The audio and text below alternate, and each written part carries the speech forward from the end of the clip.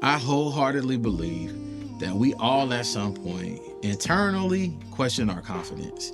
And that question sounds like, is this good enough? Which is really code for, am I good enough? We'll beat ourselves up with that line of questioning after we've put in sweat equity, we've studied, we've practiced, and ultimately we made the commitment to growth that's required to achieving our goals. Hear me out, this is purely subjective, but I do feel like questions like this pose the same threat to our success as overconfidence and arrogance. At this juncture, that stuff has to stop. You have to trust yourself, and you have to trust that work that you're putting in. In the audio space, there are so many opinions around gear, plugins, and best practices. And I feel like when we lean more on the side of those preferences and not on the fundamentals of music and recording, we end up killing our confidence, and we get this cookie cutter rinse and repeat offering from creatives. Please hear this bit of assurance. You being you is more than enough. Keep growing, work hard, and take pride in your journey. YouTube, I'm Carl More Music, and this is episode 52 of More Mics, Please.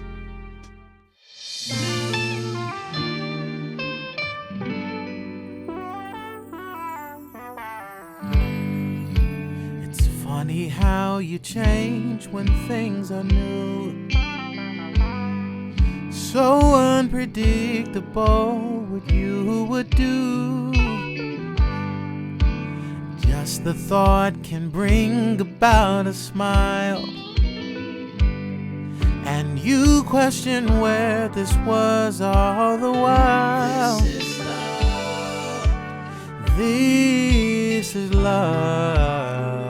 This is love. This is love. This is love. This is love, love, love, love. With no doubt in my mind, this is love.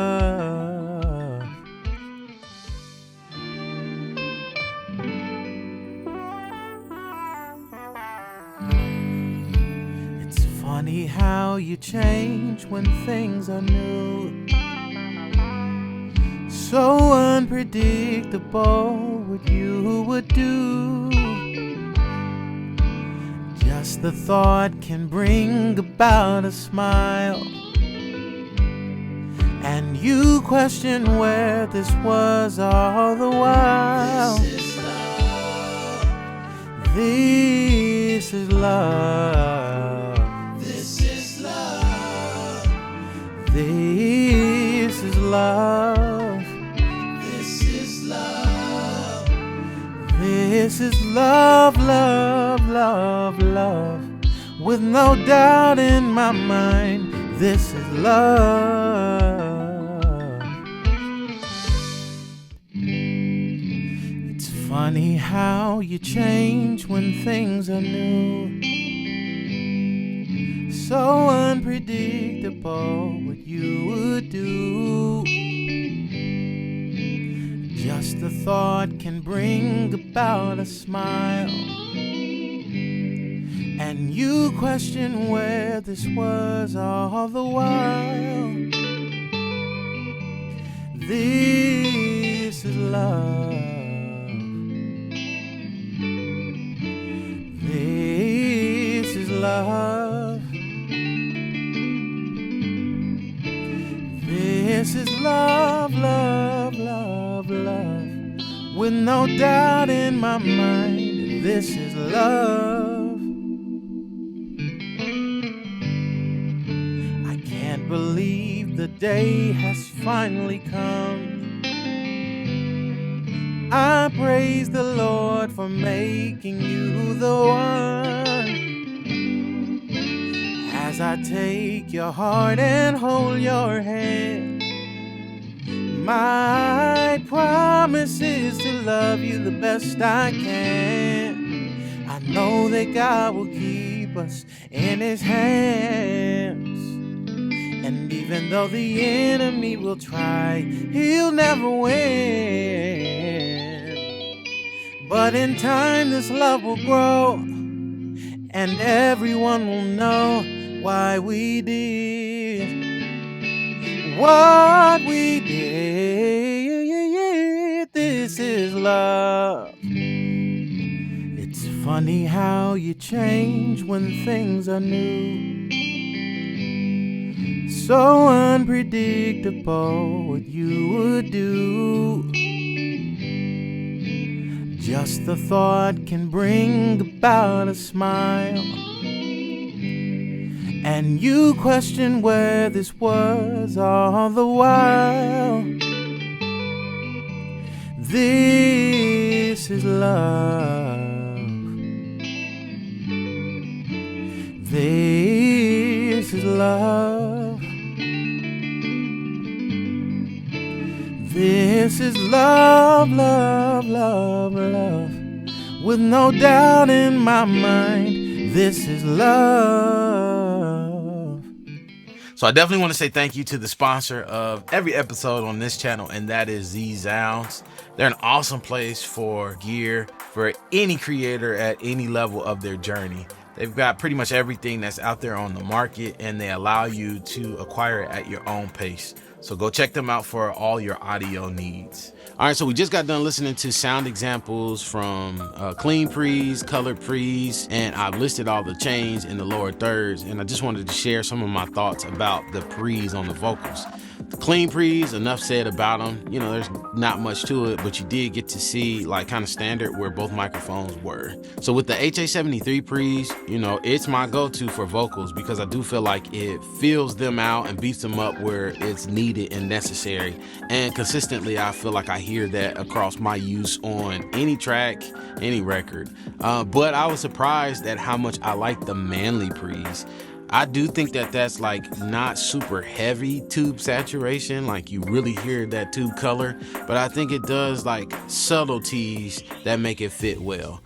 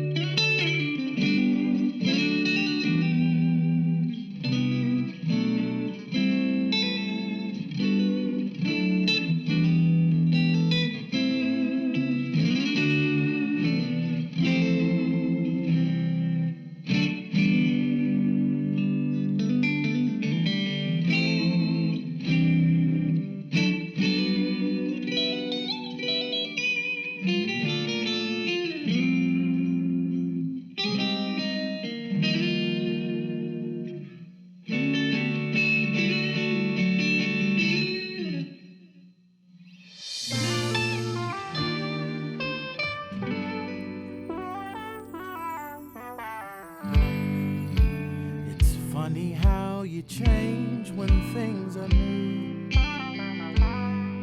So unpredictable what you would do.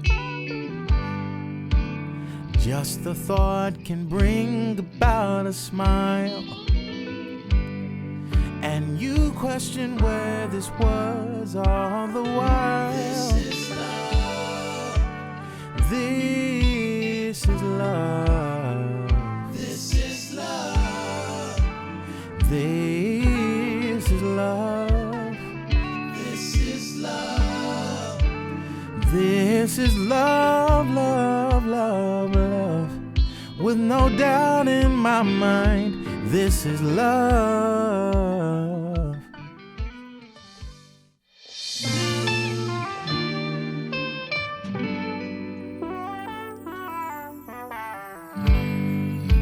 It's funny how you change when things are new.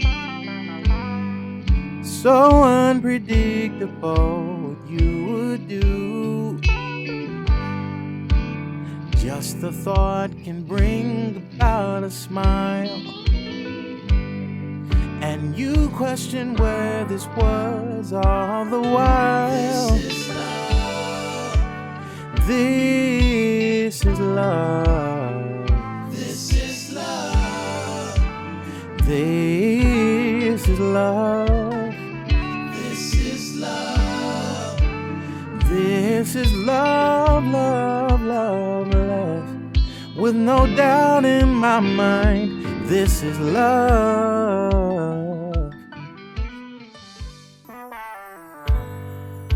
It's funny how you change when things are new.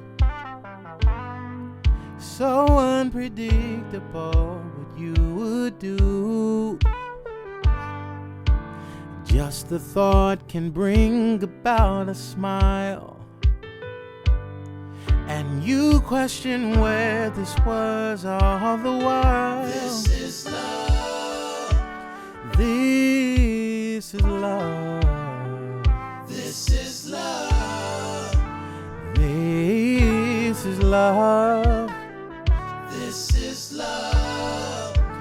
This is love, love, love, love.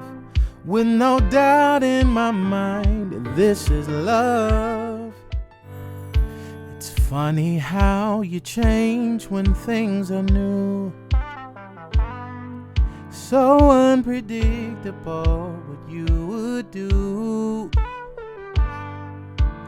Just the thought can bring about a smile, and you question where this was all the while. This is love. This is love. This is love. This is love. This is love. This is love, love, love, love. With no doubt in my mind, this is love. All right, so we just got done listening to sound examples of the M251 and the WA251, and I really felt like the M251 was consistent across the stereo spectrum. Like, there is a top end boost, but the mids for me, like, naturally I have a mid frequency resonance. It's like sometimes it's 900, sometimes it's like 1.2K, sometimes it's 1.5K, and I just didn't feel like that was super in my face. But I didn't feel like the mids were absent, like there was representation there. And then the low end, I liked it as well too. Wasn't boomy, but it was present. Like, some parts of my voice extends down there.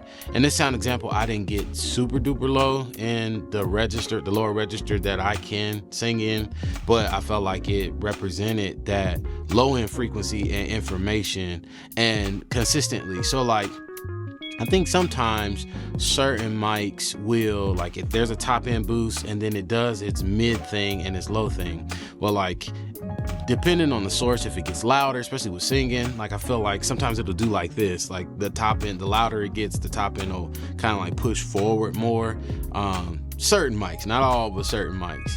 But with this one, I felt like it was consistent, like it moved consistently across the stereo spectrum despite the volume that it was presented with. The WA251 on the other end, I felt like surprisingly the top end in comparison to this mic was a lot more tamed. So it was there, but it was a lot more rolled off than I expected from this style of a microphone. And then with the mids, like, I did think that it brought out whatever that mid-range thing. For me, I didn't really care for it too much in certain instances. Now with any mic and EQ processing, you can boost or cut whatever it is that you feel like doesn't get you to your desired outcome. And that's how I approach any of the processing that I apply to microphones when tracking and mixing. Today, we saw the use of the Motown EQ, which I love that thing because I feel like you could just crank it and it's still musical. That's a term that's thrown around a lot, but it still retains like a nature that's usable, if anything. And for me, that's what musical means. Like, it still applies to any of the material that you're working on. And that top end was cranked. There are some mid frequencies that you can go in and dial some stuff back and scoop it. And you guys kind of saw me dialing in some things. I felt like the WA251 needed more help on the EQ side than the M251. Especially for me as the example, but it still is usable. I feel like I could do a lot of damage with the WA251 in the right scenario and with, you know, a good source that I'm capturing. So maybe I'm not the best source initially out of the gate with the WA251, but I know I can land on a usable tone. As far as compression is concerned, I think both mics did well with that type of processing. I do kind of laugh sometimes in demos, and I'm just saying internally laughing. But when you see like moves just being made, and sometimes I feel like they're either arbitrary and arbitrary to the point that you would never use that extreme setting on like some type of record or a final product or whatever it is. You would never treat your source like that. And then sometimes it's intended for an effect sound to like really overcook something. But you know, I see that, and I tried not to do that in this video, but I did want to see what would happen in real time, how the mics would respond. So please be forgiven in that. Like, I know the YouTube experts are gonna probably see this and say whatever they got to say, and that's how it always is. But nonetheless, I do feel like both microphones took processing well, and this has kind of been my point even with this channel, with the work that I've been doing, and with products like Warm Audio's products. It's just, we're sifting through opinions, we're sifting through uncertainties, we're sifting through those questions, like I said earlier, that kind of make you stop and say, I'm not really good enough, or what I'm doing isn't good enough, or the tools that I have aren't good enough. And again, that stuff has to stop, because good music needs to be made, and it can be made with many of the tools that are on the market. I'm thoroughly impressed with both microphones, especially the M251. And for the price point, I think it's like just north of $1,000. That's to me, that's a good bang for your buck type of microphone. As always, like, share, and subscribe, because there's definitely more content coming. I say it every episode, and I really do mean it. I appreciate you guys like supporting me in this channel. You know, life gets to life and stuff be happening, and some progress gets slowed, but I'm not deterred at all. Still working. I apologize for the nasalness. Right now, I'm still dealing with a cold that's been about a week and a half out, so it slows me down to get work done, but I'll make some adjustments, and non-excuses. Don't make the excuses, make the adjustments to still do what you gotta do. All in all, like I always tell everybody, please go out and make some good music.